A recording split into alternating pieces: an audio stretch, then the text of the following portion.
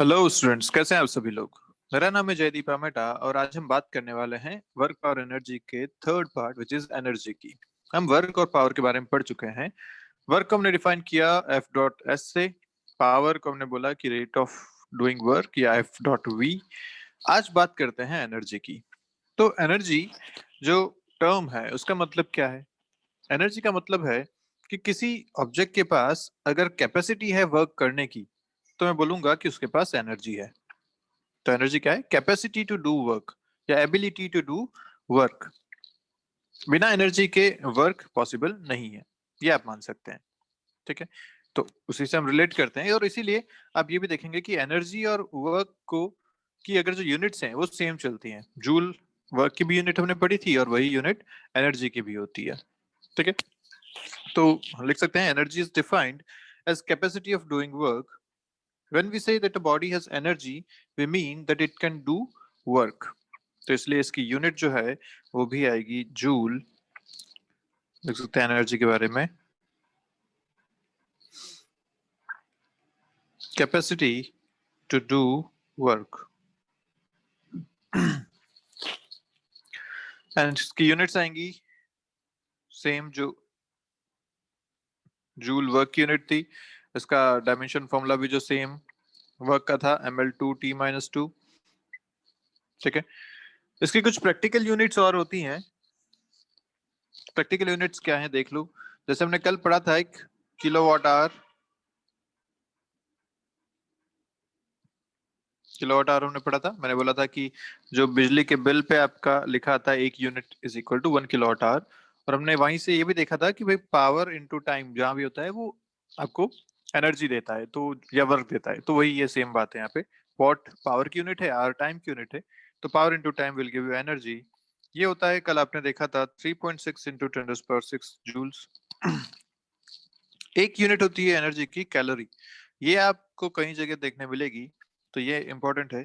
1 calorie is 4.2 joules. ये भी बहुत इंपॉर्टेंट टर्म है। 1 कैलोरी इक्वल टू 4.2 जूल्स। अर्ग हमने बात कराई था, कितना आता था? 10⁻⁷ जूल्स। और एक और हमने बात करी थी इलेक्ट्रॉन वोल्ट की। तो ये सारी यूनिट्स जो आपने वर्क में पढ़ी थी वही सारी यूनिट्स आप एनर्जी में भी यूज कर सकते हैं। ठीक है, चलिए, तो यूनिट्स की बात हो गई। अब एनर्जी स्पेशल क्यों है, वर्क से हम अलग से क्यों पढ़ रहे हैं एनर्जी को? तो पहली बात तो ये कैपेसिटी टू डू वर्क है। और दूसरी बात ये कि एनर्जी पूरे नेचर में हर एक लेवल पे अवेलेबल है, चाहे वो माइक्रोस्कोपिक लेवल लीजिए चाहे मैक्रोस्कोपिक लेवल ले लीजिए। छोटी से छोटी चीज या बड़ी से बड़ी ऑब्जेक्ट्स में एनर्जी वहां पे इन्वॉल्व रहती है, इसलिए इसको अलग से पढ़ना बहुत जरूरी है। अब एनर्जी अलग अलग फॉर्म में भी रहती है। हो सकता है मैकेनिकल हो, इलेक्ट्रिकल हो, ऑप्टिकल हो, साउंड के फॉर्म में हो, थर्मिक थर्मोडाइन ये थर्मल एनर्जी हो।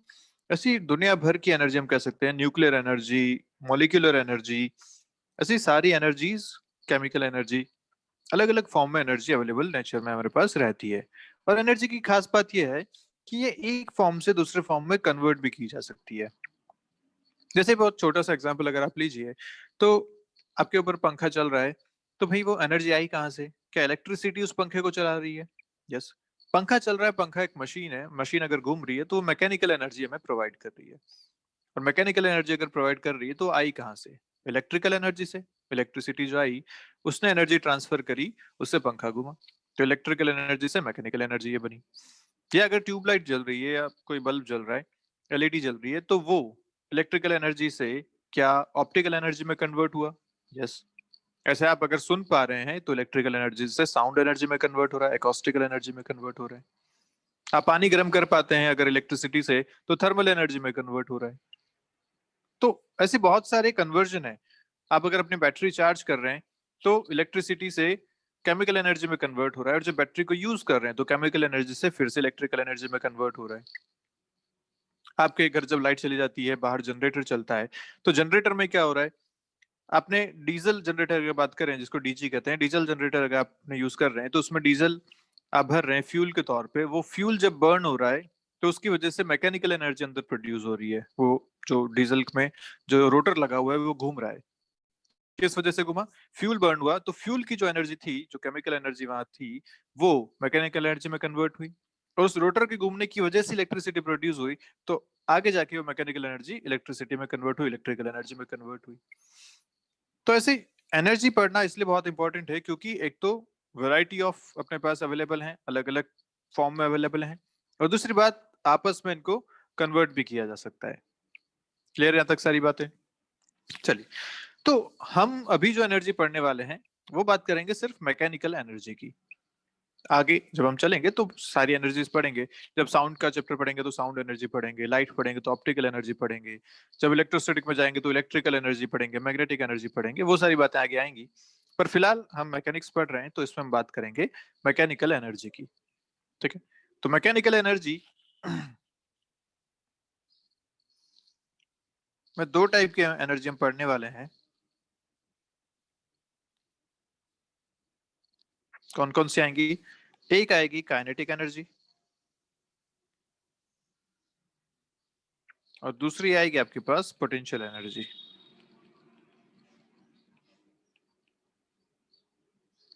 ठीक है, काइनेटिक और पोटेंशियल। तो चलिए शुरू करते हैं। पहला अपना रहेगा काइनेटिक एनर्जी का कॉन्सेप्ट। आपको पता ही है कि जब कोई ऑब्जेक्ट ऑफ मास m अगर मोशन में है तो उसके पास एक एनर्जी होती है जिसे काइनेटिक एनर्जी कही जाती है। तो काइनेटिक एनर्जी किससे रिलेट हो गई? मोशन से। ठीक है, तो मोशन के लिए काइनेटिक एनर्जी कितनी होती है? Half M V square. ये सारी बात हम जानते हैं, तो जल्दी से लिखते हैं k equal to half M V square. अच्छा, ये कब वैलिड है इसके बारे में बात कर लेते हैं। ये तब वैलिड है जब जो वेलोसिटी है वो स्पीड ऑफ लाइट से बहुत कम हो, तब। स्पीड ऑफ लाइट के कंपेरेबल नहीं होनी चाहिए ये आपकी मास की वेलोसिटी। तो आप कह सकते हैं kinetic energy half M V square होगी। अगर v और c कंपेरेबल हो गए तो आइंस्टाइन की थ्योरी ऑफ रिलेटिविटी यहाँ काम आ जाती है। हम अभी बहुत इसमें नहीं जाएंगे, जस्ट आपको एक आइडिया दे रहा हूँ। हमारे काम का सिर्फ हाफ एम वी स्क्वायर है। पर अगर velocity is comparable to speed of light, मतलब किसी ऑब्जेक्ट को स्पीड ऑफ लाइट के आसपास की स्पीड से आप भेज देते हो, तो वहां पे जो एनर्जी है वो मास की वजह से भी आ जाती है, वहां पे एनर्जी की टर्म चेंज हो जाती है। ठीक है, तो हमारा ये कब वैलिड होता है? जब वेलोसिटी छोटी हो स्पीड ऑफ लाइट से, काफी छोटी हो स्पीड ऑफ लाइट से। ठीक है, ओके। अब एनर्जी कोई भी हो, इसकी यूनिट्स तो हमेशा जूल हमने पढ़ ली, एसआई यूनिट्स। इसके लिए डायमेंशन फॉर्मूला भी आपने देख लिया, और एनर्जी एक स्केलर क्वांटिटी है, ये भी आप बन समझ गए क्योंकि ये वर्क से ही डिराइव हुआ था। तो वर्क स्केलर था, एनर्जी भी एक स्केलर क्वांटिटी है। और यहाँ पे क्योंकि v स्क्वायर आ रहा है, मतलब kinetic energy is always positive. ये बात हम यहाँ पे समझ सकते हैं, ऑलवेज पॉजिटिव। m हमेशा पॉजिटिव रहने वाला है, मास है, और v स्क्वायर है which is always again positive. तो kinetic energy is always positive, ये बात का ध्यान रखेंगे। ठीक है, दूसरी बात स्केलर हो ही गया। दूसरी बात ये कि भाई काइनेटिक एनर्जी जो है वो डिपेंड करती है फ्रेम ऑफ रेफरेंस पे। क्यों ऐसा? फ्रेम ऑफ रेफरेंस पे क्यों डिपेंड करेगी? अरे भाई सीधा सा हिसाब है कि काइनेटिक एनर्जी को आपने लिखा हाफ एम वी स्क्वायर, क्या वेलोसिटी रेफरेंस फ्रेम पे डिपेंड करती है? बिल्कुल करती है। तो काइनेटिक एनर्जी भी क्या रेफरेंस फ्रेम पे डिपेंड करेगी? बिल्कुल करेगी, है ना? तो हम बोल सकते हैं kinetic energy also depends on reference frame. वही आपका एग्जांपल, दो दोस्त, आप और आपका दोस्त एक कार में बैठे हैं, कार चल रही है, तीसरा दोस्त आपका सड़क किनारे खड़ा है। तो आप दोनों एक दूसरे को अगर देखते हैं तो कोई मोशन नहीं है, काइनेटिक एनर्जी दोनों की जीरो है आपस में। लेकिन अगर तीसरा जो बाहर सड़क किनारे खड़ा है वो आपको देखता है तो बोलेगा कि आप तो जा रहे हैं कार के साथ, शायद आपकी वेलोसिटी v है, तो बोलेगा कि आपकी kinetic energy half M V square है। तो kinetic energy depends on reference frame. तीसरी बात अगर करें तो ये रिलेशन है एक, हम जानते हैं कि काइनेटिक एनर्जी होती है half M V square. Momentum, अगर एक ऑब्जेक्ट मास m का v वेलोसिटी से चल रहा है तो हम बोलेंगे इसकी kinetic energy half M V square है, उसका मोमेंटम होगा m इंटू वी। अब अगर मैं इन दोनों को रिलेट करना चाहूँ तो देखो मैं क्या करता हूँ, मैं यहाँ लिखूंगा p square equal to m square V square. दोनों तरफ मैंने स्क्वायर कर दिया। यहां से मैं लिख सकता हूँ P square by M equal to M V square, है ना। एक एम को इस तरफ ले आया। अब ये हाफ एम वी स्क्वायर देखो काइनेटिक एनर्जी में आ रहा है, तो 1/2 और एम वी स्क्वायर की जगह मैं रख देता हूँ पी स्क्वायर बाई एम।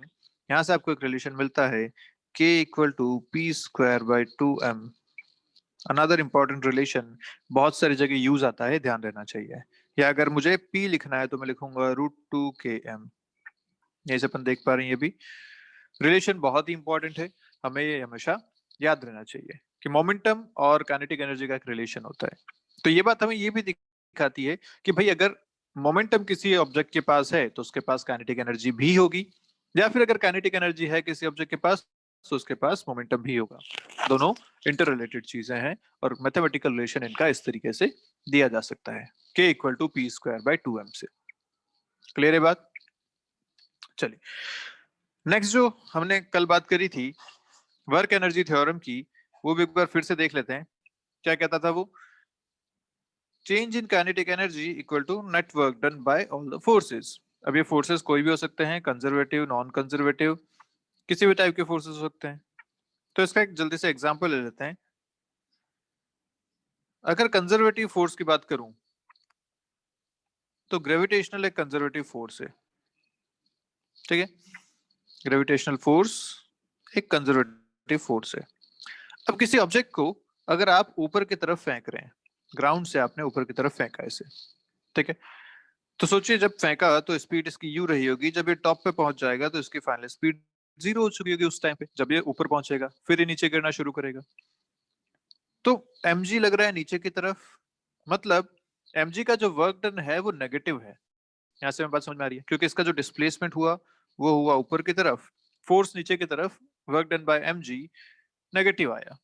तो जब work done bye mg is negative, मतलब डेल्टा के भी नेगेटिव होना चाहिए, और ये बात हम देख पा रहे हैं। डेल्टा के नेगेटिव मतलब काइनेटिक एनर्जी लगातार डिक्रीज कर रही है, और ऑब्वियसली कर रही है। नीचे यू स्पीड थी, ऊपर स्पीड 0 हो गई, काइनेटिक एनर्जी ऊपर जाके 0 हो गई।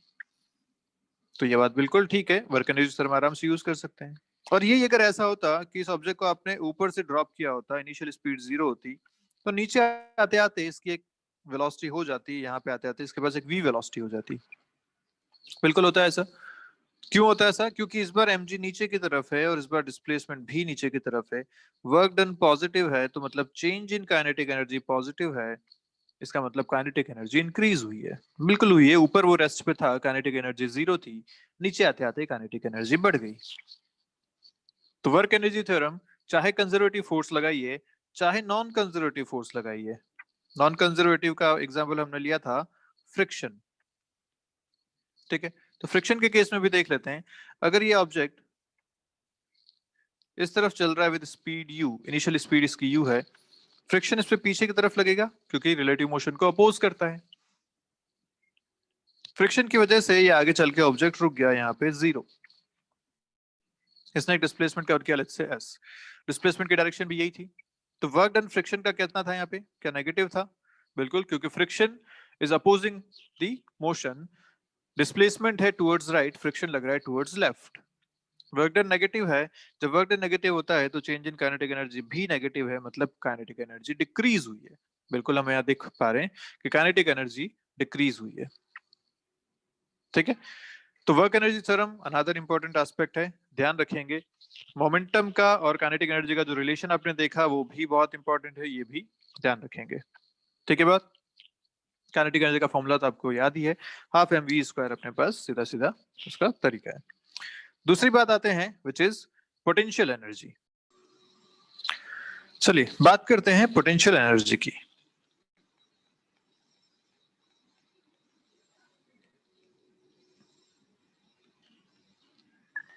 पोटेंशियल एनर्जी, एक बहुत छोटा सा एग्जांपल आपको बताता हूं। आपको पता है जब ग्रेविटेशनल पोटेंशियल एनर्जी की बात करते हैं तो एक ऑब्जेक्ट को अगर मैं यहाँ से यहाँ तक लेके जाता हूँ तो आप कहते हैं कि इसकी भाई जो पोटेंशियल एनर्जी है वो mgh हो चुकी है, ठीक है। ये बेसिक आइडिया आपको है ही। यहाँ h हाइट पे लेके आए तो आप कहते हैं पोटेंशियल एनर्जी इसकी mgh हो गई, ठीक है। ये पोटेंशियल एनर्जी आई कहाँ से? कैसे आई ये पोटेंशियल एनर्जी? सोचो यहाँ पे mg का वर्क कितना रहा होगा? देखो mg लग रहा है नीचे की तरफ, h है ऊपर की तरफ। वर्क डन बाय mg अगर देखा जाए तो कितना आएगा, क्या माइनस mgh? क्यों माइनस क्यों लगाया? क्योंकि फोर्स नीचे, डिस्प्लेसमेंट ऊपर, वर्क डन आएगा negative. Work done bye mg which is a conservative force is minus mgh। Okay, जबकि इसकी चेंज इन पोटेंशियल एनर्जी कितना लिखा है आपने, mgh। तो हमें एक बात तो समझ में आई कि जो चेंज इन पोटेंशियल एनर्जी है वो माइनस ऑफ वर्क डन यहाँ पे हो रहा है। तो यही यूज करते हुए हम यहाँ पे एक बात बोल सकते हैं कि कंजर्वेटिव फोर्सेस के केस में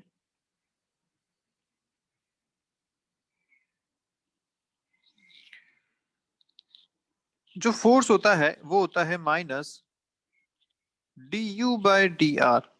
ये बात आपको ध्यान रखनी है, force equal to minus D U by D R. U क्या है, energy. What is U, potential energy. ठीक है, इसको आप यू लिख सकते हैं, पोटेंशियल एनर्जी। आर पोजीशन की बात हो रही है, तो फोर्स जो होगा minus D U by D R. ऐसा एक रिलेशन है, ये आपको ध्यान रखना है। ठीक है, अब मैं इसको यहां से लिख सकता हूँ D U equal to minus F T R, ऐसा लिखा जा सकता है।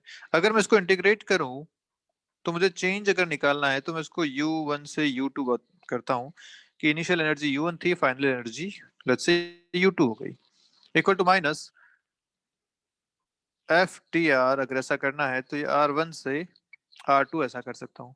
And what is F dot D R, F dot D S जो आप करते थे वो क्या है, F dot D S is work, ये बात तुम जानते हैं। तो यहां से आएगा आपको this is nothing but minus of work. तो यही बात हमने यहाँ भी बोली थी कि change in potential energy is negative of work done in a case of conservative force। और ये बात हमने यहां से भी देखी कि जो चेंज आप यहां से निकालना चाह रहे हैं U2 माइनस U1 वो आपको मिलेगा नेगेटिव ऑफ वर्क डन। ठीक है, अब इसमें एक जो खास बात है वो ये कि पोटेंशियल एनर्जी हमेशा डिपेंड करती है रेफरेंस फ्रेम पे। किस पे डिपेंड करती है, रेफरेंस फ्रेम पे। मतलब मैं किसी एक जगह पे पोटेंशियल एनर्जी जीरो मानूं तो उसके कंपेयर में मुझे दूसरी जगह पे पोटेंशियल एनर्जी मिलेगी। तो पोटेंशियल एनर्जी की कोई एब्सोल्यूट वैल्यू नहीं है, ये हमेशा रिलेटिव वैल्यू आपको देगी। कि अगर आप एक पॉइंट पे कुछ वैल्यू मान लेते हैं तो उसके कंपेयर में दूसरे पॉइंट पे आप वैल्यू निकाल सकते हैं। तो U2 minus U1 is equal to minus W. यहाँ पे आप अगर U1 को कुछ मान लें तो आप U2 के वैल्यू निकाल सकते हैं, या अगर U1 आपको गिवन है तो आप U2 के वैल्यू निकाल सकते हैं। पोटेंशियल एनर्जी की एब्सोल्यूट वैल्यू नहीं होती, वो हमेशा चेंज इन पोटेंशियल एनर्जी अपने को मिलता है। क्लियर है बात, ये बात ध्यान रखिएगा, हमेशा चेंज इन पोटेंशियल एनर्जी अपने को मिलती है। तो change in potential energy is negative of work done by the conservative force. किसका है, work done by conservative force.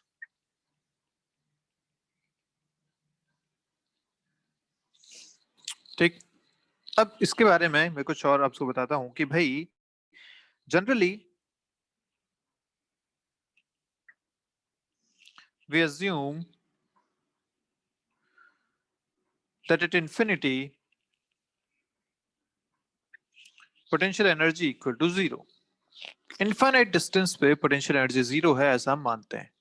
ठीक है, तो अगर मुझे किसी जगह की पोटेंशियल एनर्जी निकालनी है विद रेस्पेक्ट टू इन्फिनिटी जहां पे हमने जीरो माना है, तो मैं ऐसा कर सकता हूं ना कि मैं R1 को अपन मान लेते हैं इन्फिनिटी, तो उसकी वजह से U1 हो जाएगा zero.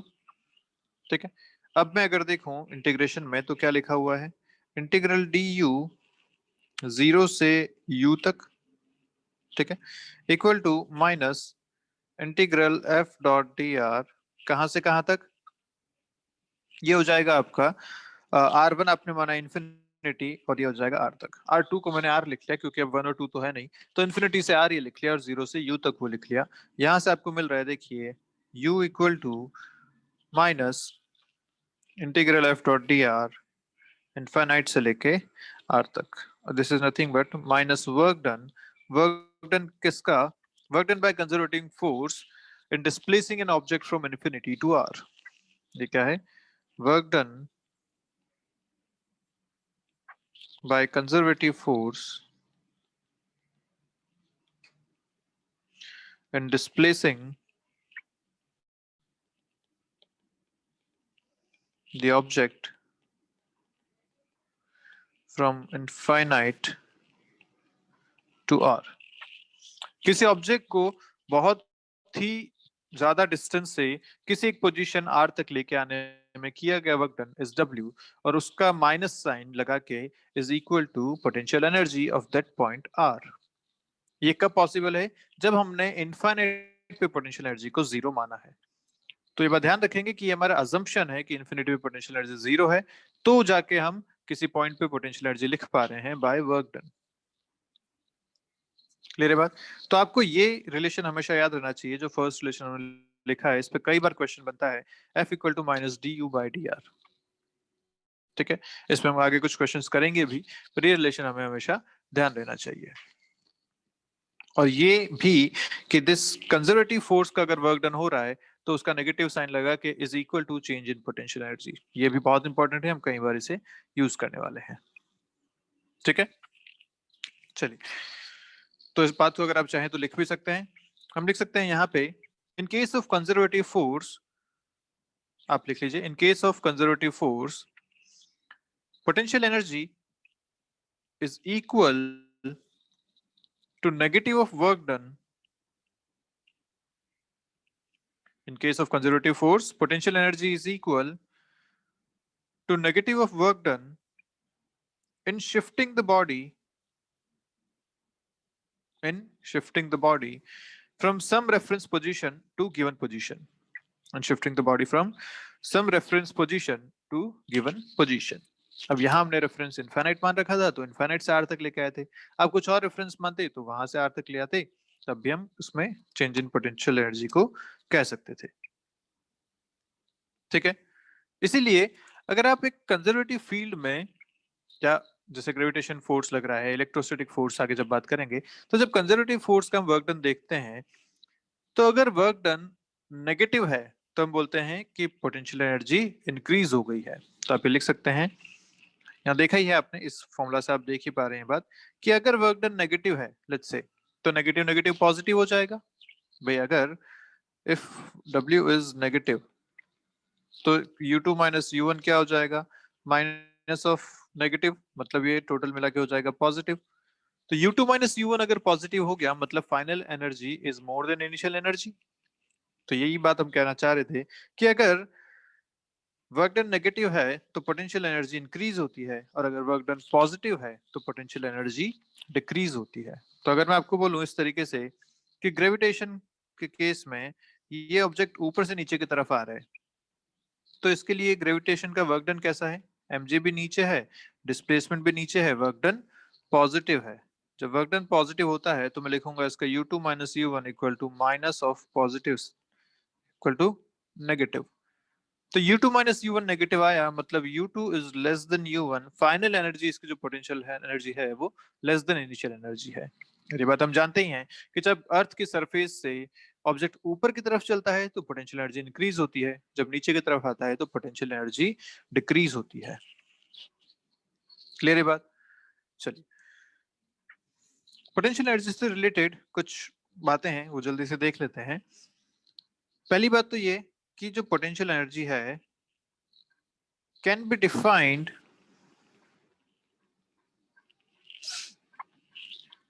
only for conservative forces।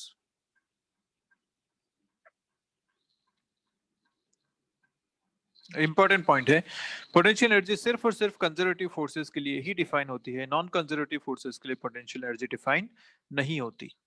ठीक है, इंपॉर्टेंट पॉइंट है, ध्यान रखिएगा, only for conservative forces. Second is potential energy can be positive और negative, depends on work done. जैसा हमने लिखा है U2 minus U1 equal to minus W। तो अगर वर्क डन पॉजिटिव है तो पोटेंशियल एनर्जी नेगेटिव होगी, अगर वर्क डन नेगेटिव है तो पोटेंशियल एनर्जी पॉजिटिव होगी, कोई भी हो सकती है ये।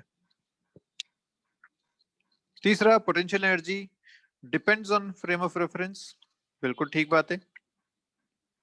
अगर हमने इनफाइनाइट पे जीरो लिया हुआ है तो पोटेंशियल एनर्जी कुछ और हो सकती है, हम कहीं और जीरो लेते तो पोटेंशियल एनर्जी कुछ और होती। तो रेफरेंस फ्रेम पे डिपेंड करती है, बिल्कुल ठीक बात है।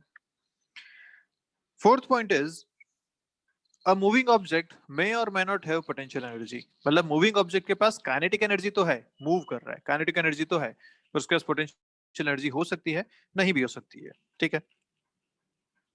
Next point, potential energy should be considered to be a property of entire system. ठीक है। पोटेंशियल एनर्जी है जो पूरे सिस्टम के लिए एनर्जी कंसिडर की जाती है, तो पोटेंशियल एनर्जी बोली जाती है। सिर्फ एक आध पार्टिकल के लिए हम उसे नहीं कंसिडर करते हैं। चलिए ठीक है। तो यहां तक आपकी सारी बातें हो गई पोटेंशियल एनर्जी से रिलेटेड। ये 3 पॉइंट्स बहुत इंपॉर्टेंट हैं। अब पोटेंशियल एनर्जी कौन कौन सी हो सकती है इस बारे में बात करते हैं। तो पहली तो हमारे पास है ग्रेविटेशनल पोटेंशियल एनर्जी, जो हमें बहुत यूज करनी है, तो उस बारे में बात करेंगे। ग्रेविटेशनल पोटेंशियल एनर्जी, इस बारे में बात करते हैं। ठीक है। तो ग्रेविटेशनल पोटेंशियल एनर्जी हमें पता है कि वर्क डन क्या होता है, work done bye gravitation forces mgh, और change in potential energy is minus of work done. ये mgh किस केस में होगा, जब वो ऊपर से नीचे गिर रहा है, तो work done is positive, mg भी नीचे है, डिस्प्लेसमेंट भी इसका नीचे की तरफ है h के बराबर, तो change in potential energy is minus mgh, ऐसा हो जाएगा। तो मैं यहाँ पे लिख सकता हूँ, सोचो ध्यान से, कि अगर पोटेंशियल एनर्जी इस पॉइंट पे 0 थी, तो इस पॉइंट पे क्या माइनस mgh हो जाएगी। यस। या अगर इसको उल्टा मानूं कि अगर इस पॉइंट पे पोटेंशियल एनर्जी 0 है, तो क्या इस पॉइंट पे mgh हो जाएगी। यस। तो हमें ध्यान रखना है कि ग्रेविटेशनल पोटेंशियल एनर्जी जो होती है वो mgh के बराबर होती है। हमारे केस में जब अभी तक हमारा जो नॉलेज है उसके हिसाब से हम बात कर रहे हैं कि gravitational potential energy is equal to mgh। ठीक है। ये आगे चल के चेंज होगा, हम ग्रेविटेशन जब चैप्टर पढ़ेंगे तो उसमें हम बात करेंगे इस बारे में। पर फिलहाल हमारे केस में जब तक g कांस्टेंट है, जब तक g चेंज नहीं हो रहा, तब तक gravitational potential energy is mgh। हमें हमारे केसेस में अभी इसी को यूज करना है। ठीक है बात। दूसरा, अच्छा, ये जो mgh है ये आप कहीं से कहीं यूज कर सकते हो। जैसे आपने अगर ग्राउंड पे मान रखा है कि पोटेंशियल एनर्जी 0 है, आपने रेफरेंस कौन सा ले लिया अपना, ग्राउंड, तो अब h हाइट पे आपने पोटेंशियल एनर्जी बोल दी कि अगर ये मास अब यहाँ पे आ गया m वाला, तो इसकी पोटेंशियल एनर्जी हो जाएगी mgh। ठीक है। अब सोचो मैं अगर बीच में कहीं 0 ले लेता, तो ये टोटल हाइट h है, मैं कहता हूँ कि मैं यहाँ 0 मान लेता हूँ, this is my reference point, तो पोटेंशियल एनर्जी यहाँ पे 0 हो जाएगी। ठीक है। और अगर ये हाइट h/2 है ऊपर वाली, तो बोलूंगा कि अब इसकी पोटेंशियल एनर्जी जो है वो है mgh/2। और अगर नीचे की पॉइंट की एनर्जी बोलूंगा तो बोलूंगा माइनस mgh/2। माइनस क्यों, क्योंकि रेफरेंस फ्रेम से और नीचे जा रहा हूं मैं, तो एनर्जी नेगेटिव हो जाएगी। रेफरेंस फ्रेम पे 0 थी, ऊपर चलेंगे हाइट में तो एनर्जी पॉजिटिव होगी, नीचे चलेंगे हाइट में तो एनर्जी नेगेटिव हो जाएगी। तो नीचे हो जाएगी माइनस mgh/2, ऊपर हो जाएगी प्लस mgh/2। पर देखो डिफरेंस अभी भी सेम है। आप अगर यहां से यहां का डिफरेंस देखो तो डिफरेंस अभी भी mgh आ रहा है ना। तो बात यही है कि डिफरेंस हमेशा सेम रहेगा। आपने 0 यहां माना, h हाइट पे mgh आपकी ग्रेविटेशनल पोटेंशियल एनर्जी आई। आप 0 चाहे यहां मानो, तब भी h हाइट अगर टोटल देखो तो पोटेंशियल एनर्जी का डिफरेंस अभी भी mgh ही आएगा। तो यही हमने बोला था कि u2 minus u1 is minus w, ये एक सेम बात है। अब उसमें से आप रेफरेंस कहां लेते हो, u1 को कहां 0 करते हो, इसके हिसाब से u2 चेंज होता रहेगा, लेकिन डिफरेंस जो आना चाहिए दो पॉइंट्स के बीच में वो सेम रहेगा। क्लियर है बात। अब आपसे ये बोलते हैं कि एक ऑब्जेक्ट को आप उठा के यहां से ऐसे ऐसे घुमा के यहां तक लेके गए। ठीक है। ये जो हाइट है ये h है, जो टोटल लेंथ आपने कवर करी वो l है। बताइए इसकी change in gravitational potential energy कितनी है। तो ऑब्वियसली हमें पता है कि हम सिर्फ हाइट की बात करते हैं, सीधे सीधी हाइट की, हमें पाथ से कोई मतलब नहीं है। कंजर्वेटिव फोर्स था ये। कंजर्वेटिव फोर्स में work done does not depend on path, सिर्फ हाइट पे डिपेंड होगा। तो हम बोलेंगे कि वर्क डन यहाँ पे जो था वो माइनस mgh था, तो जो चेंज इन पोटेंशियल एनर्जी है या जो पोटेंशियल एनर्जी है वो mgh हो जाएगी अगर रेफरेंस पॉइंट अपना ग्राउंड है। तो इस पॉइंट पे इसकी पोटेंशियल एनर्जी mgh है। तो हमेशा पोटेंशियल एनर्जी लिखने के लिए आपको रेफरेंस फ्रेम या रेफरेंस पॉइंट लेना बहुत जरूरी है। आप पहले रेफरेंस देखेंगे कि आप रेफरेंस कहाँ मान रहे हैं पोटेंशियल एनर्जी का, उसके बाद आप उसे आगे बढ़ेंगे। ठीक है, चलिए। जो नेक्स्ट पोटेंशियल एनर्जी है वो है स्प्रिंग पोटेंशियल एनर्जी। स्प्रिंग की पोटेंशियल एनर्जी, ठीक। तो ये कैसे निकालें भाई? हमें पता है कि जो चेंज इन पोटेंशियल एनर्जी होती है वो होती है माइनस डब्ल्यू। तो एक बार मैं अगर वर्क डन निकाल लूं तो मैं चेंज इन पोटेंशियल एनर्जी भी लिख सकता हूँ। ठीक है, वर्क डन कैसे लिख सकते हैं? तो मैं बोलता हूँ कि भाई एक स्प्रिंग ऐसी थी, उस स्प्रिंग की लेंथ आपने इसमें एक्स एक्सटेंशन कर रखा था, ये इसकी नेचुरल लेंथ है। आपने इसको एक्सटेंड किया एक्स से, अब स्प्रिंग यहाँ तक आ चुकी है ऑलरेडी, और फिर थोड़ा सा एक्सटेंशन और किया dx। ऑलरेडी एक्स एक्सटेंशन पे आपने इसको छोटा सा एक्सटेंशन dx और किया, तो इस dx एक्सटेंशन में कितना वर्क करना पड़ा ये अपन बात करते हैं।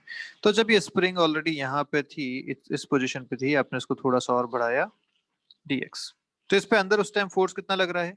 kx के बराबर। हमें पता है स्प्रिंग फोर्स कितना होता है, kx, और अपोजिट होता है इसके डिफॉर्मेशन के, तो अंदर की तरफ kx फोर्स लग रहा है। तो अगर मैं इसका वर्क डन लिखूं छोटा सा dw, तो मैं लिखूंगा माइनस kx dx। माइनस क्यों लगाया? क्योंकि फोर्स अंदर है और डिस्प्लेसमेंट बाहर की तरफ है। इंटीग्रेट अगर करूं तो देखो क्या मिलता है, minus kx² by 2। This is work done. और अब मुझे पता है कि चेंज इन पोटेंशियल एनर्जी जो होती है वो होती है minus of work done which is kx² by 2। अब अगर मैं नेचुरल लेंथ पे, मतलब जहां पे एक्सपेंशन जीरो है, पोटेंशियल एनर्जी को ले लेता हूँ जीरो, तो मैं सीधा से लिख सकता हूँ potential energy equal to kx² by 2। ये होती है आपकी स्प्रिंग की पोटेंशियल एनर्जी।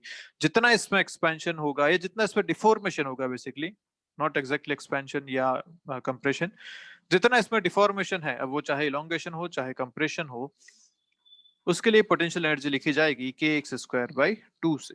तो ये भी आप ध्यान रखेंगे, x is deformation in the spring. अब इसके लिए हमने रेफरेंस के लिया कि इसकी नेचुरल लेंथ जो है उसमें जब रखा हुआ है, मतलब कोई इसमें डिफॉर्मेशन नहीं है, तो इसकी पोटेंशियल एनर्जी जीरो है, ये हमारा इसमें रेफरेंस है। उसके हिसाब से हमने यहाँ पे जब x डिफॉर्मेशन किया तो पोटेंशियल एनर्जी इसमें जो मिली वो मिली kx² by 2 के बराबर। तो ये भी एक इंपॉर्टेंट टर्म है, ये हमें ध्यान रहनी चाहिए, क्वेश्चंस में बहुत सारी जगह ये यूज होगी। क्लियर है बात? ठीक है, तो चलिए बात करते हैं मैकेनिकल एनर्जी की, टोटल एनर्जी की जो हम बात करने वाले हैं।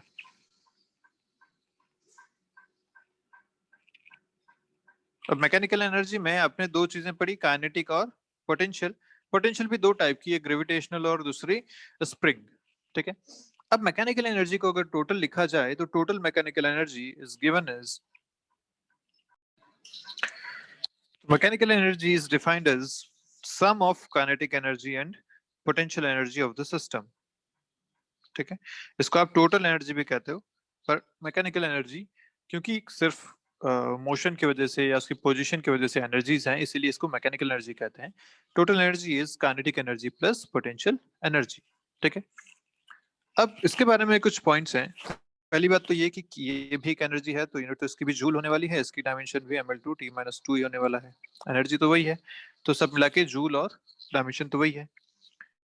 दूसरी बात, ये भी रेफरेंस फ्रेम पे डिपेंड करेगा, क्योंकि काइनेटिक और पोटेंशियल इंडिविजुअली रेफरेंस फ्रेम पे डिपेंड करते हैं, तो इनका सम भी रेफरेंस फ्रेम पे डिपेंड करेगा। तीसरी बात, अगर E इक्वल टू जीरो है तो इसका मतलब काइनेटिक एनर्जी जीरो है एंड पोटेंशियल एनर्जी जीरो है। एक तो ये हो सकता है कि दोनों इंडिविजुअली जीरो हो जाए, काइनेटिक और पोटेंशियल। दूसरा केस ये भी हो सकता है कि काइनेटिक एनर्जी पॉजिटिव हो और पोटेंशियल एनर्जी नेगेटिव हो, क्योंकि पोटेंशियल एनर्जी नेगेटिव हो सकती है, काइनेटिक हमेशा पॉजिटिव रहती है, तब भी टोटल एनर्जी जीरो हो सकती है। तो ये बात ध्यान रखिएगा कि टोटल एनर्जी जीरो है, इसका मतलब ये नहीं है कि काइनेटिक और पोटेंशियल दोनों इंडिविजुअल भी जीरो होगी, नहीं, हो सकती है। दूसरा केस ये भी हो सकता है कि एक पॉजिटिव दूसरा नेगेटिव हो और दोनों मिलके जीरो हो जाए। ठीक है, तो ये बात ध्यान रखेंगे। तीसरी बात ये कि अगर अपन बात करें वर्क डन की, वर्क एनर्जी थ्योरम की, तो वर्क एनर्जी थ्योरम में हमने क्या बोला था कि work done by all the forces, तो work done by conservative force plus work done by non conservative force सारे इसमें आते हैं, is equal to change in kinetic energy. ये लिखा था हमने। या फिर अगर मैं इसको ऐसा लिखूं, work done by non conservative force मुझे अगर निकालना है तो मैं इसको लिख सकता हूँ डेल्टा के minus work done by conservative forces. ऐसा लिखा जा सकता है इसको। And what is work done by conservative forces? आपने अभी देखा था is equal to minus of change in potential energy. आपने देखा था ना delta U equal to minus W. ये तो लिखा था, और डब्ल्यू क्या था? Work done by conservative force. तो यहाँ पे अपने को समझ में आता है कि minus W is equal to delta U, ये यहाँ मैं पुट करता हूँ। तो work done by non conservative force जो आपको मिल रहे हैं वो मिल रहे हैं delta K plus delta U. And what is delta K plus delta U? Is equal to delta E. तो ये बात हमें समझ में आ गई, और ये बहुत इंपॉर्टेंट बात है कि किसी सिस्टम के लिए अगर मुझे वर्क डन निकालना है बाय नॉन कंजर्वेटिव फोर्सेस, तो मैं उसमें चेंज इन एनर्जी निकाल लूं। जो चेंज इन एनर्जी आई वही यहाँ पे वर्क डन होगा bye non conservative forces. Another important relation हमें ध्यान रखना चाहिए कि जब भी आपको किसी ऐसे फोर्स का वर्क डन पूछा जाए, जैसे कई बार क्वेश्चन में आपसे फ्रिक्शन का वर्क पूछ लिया जाता है कि बताइए फ्रिक्शन ने कितना वर्क डन किया। जब वहां पर आपको म्यू गिवन नहीं होगा, म्यू गिवन नहीं है, तो आप वहां पे फ्रिक्शन फोर्स तो निकाल नहीं पाओगे। फ्रिक्शन फोर्स नहीं निकाल पाओगे, डिस्प्लेसमेंट होगा नहीं, तो आप कैसे बताओगे कि इसका वर्क डन कितना होगा? एफ डॉट एस आप कर नहीं पाओगे। तो वो यहां से आप फाइंड करोगे, work done by non conservative force is equal to change in total energy. तो आप दो पोजीशंस लेंगे, उसमें initial kinetic energy potential energy देखेंगे, फाइनल काइनेटिक प्लस पोटेंशियल देखेंगे, उन दोनों का जो चेंज आएगा वो होगा work done by non conservative forces. Clear है? तो बहुत इंपॉर्टेंट रिलेशन है, ध्यान देना चाहिए, हम इसको आगे यूज करेंगे। ठीक है, तो चलिए आज की क्लास यही खत्म करते हैं, मिलते हैं नेक्स्ट लेक्चर में। तब हम बात करेंगे कंजर्वेशन ऑफ एनर्जी की, और बहुत सारे क्वेश्चंस अभी तक हमने जिस एनर्जी के बारे में पढ़ा है उस पर करेंगे। ठीक है, तो मिलते हैं नेक्स्ट क्लास में, तब तक के लिए बाय बाय आप सभी लोगों को। पढ़ते रहिए, कोई डाउट हो तो पूछिएगा।